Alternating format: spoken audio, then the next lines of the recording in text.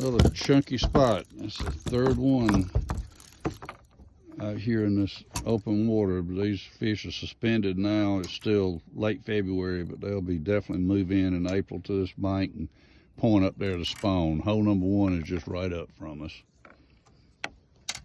You saw that fish and cast to him, and it came up. You saw he was coming up near the top, so you picked up that bait. Yep, I'd thrown the Damiki at him a couple of times. It's him and another one. I always like when there's more than one. They're competing, but they started coming up to the surface, so I put down the Damiki, picked up the Credge. They shot right up to it, and I twitched her one time, and it was done. But hey guys, my name's Robbie Lingenfelter, guide here with Carter's Lake Guide Service. Today we're out here talking a little bit about the month of April and what it's going to look like, and I'm holding one of my favorite baits for that month. It's a pink Daiwa worm, manufactured by Gary Yamamoto, and I'm going to use this for a Nico rig, and you can see I've already got the rubber band there around the bait. Now I'm just going to take a 3/32 ounce nail weight here, just like that, and I'm going to shove it in the end of the worm here.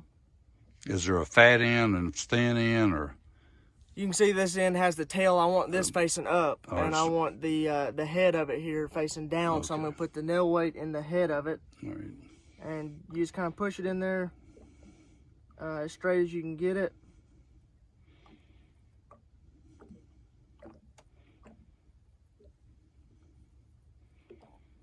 So once you got that in there, your worm's gonna sit down on the bottom. That nail weight's gonna go to the bottom.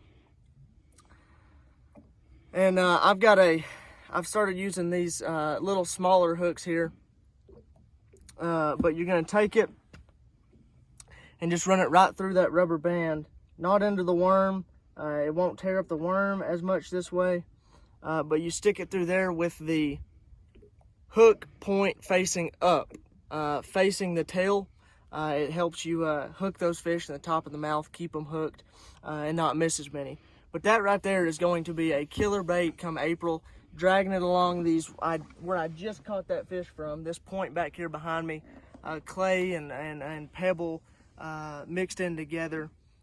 Just go around through there, drag these real slow.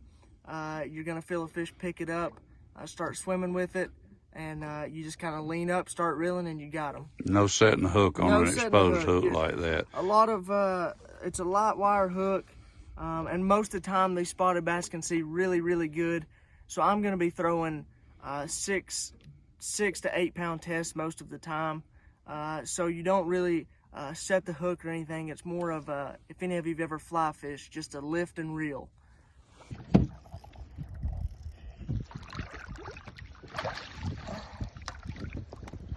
Another big Carter's Lake striper. This one's skinny. No wonder he ate that bait. I mean, hungry fish. He ate that thing too. No, that one is poor. Pretty fish though. That's pretty neat right there.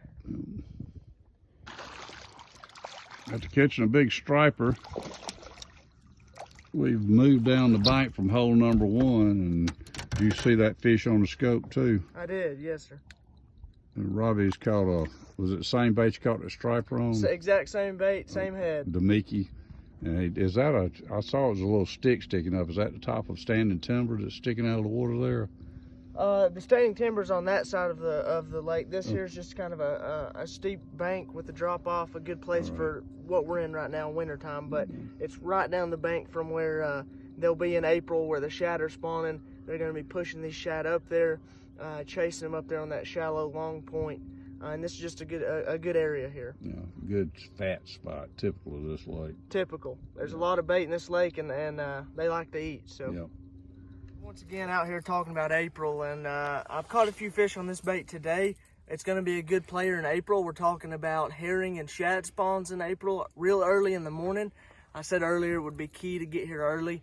And one of the baits I would throw is going to be this right here. It's the Berkley Credge, and you can see it's got it's a jerk bait but a backwards bill. What this allows you to do is when you throw it out there, it's going to shimmy backwards to them.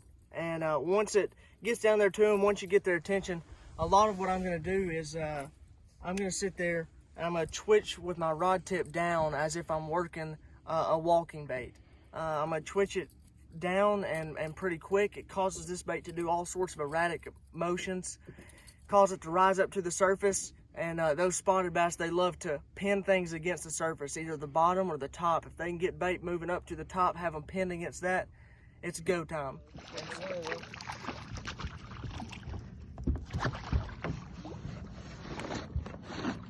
Another spot suspended right off hole number 1 here. All these fish will be chasing shad up on that point in April, but right now they're out here suspended, chasing bait out here in deeper water. And that one hit a Damiki rig again. Damiki rig again, yeah. That makes 2 big stripers you've hooked, and how many spots? That's number 7 on 7 spots. So, and we've been out here about 2 hours, so they're biting pretty good today.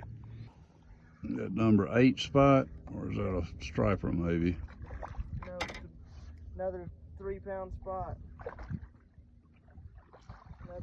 It's pretty bad when you kind of say bored, oh, just another 3-pound spot. He ain't quite 3, but Yeah. another good one. Nice chunky fish. All of them been full of bait, real chunky.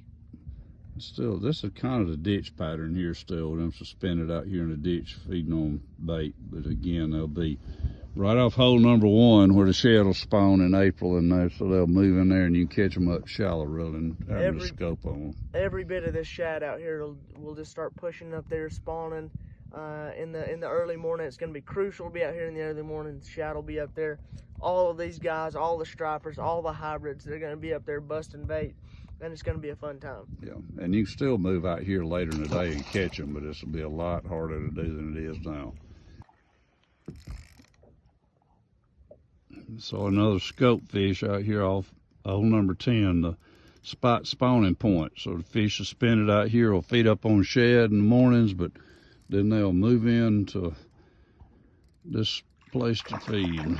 You said you thought that was a bigger fish. You thought there was a bigger one with it, or? Yeah.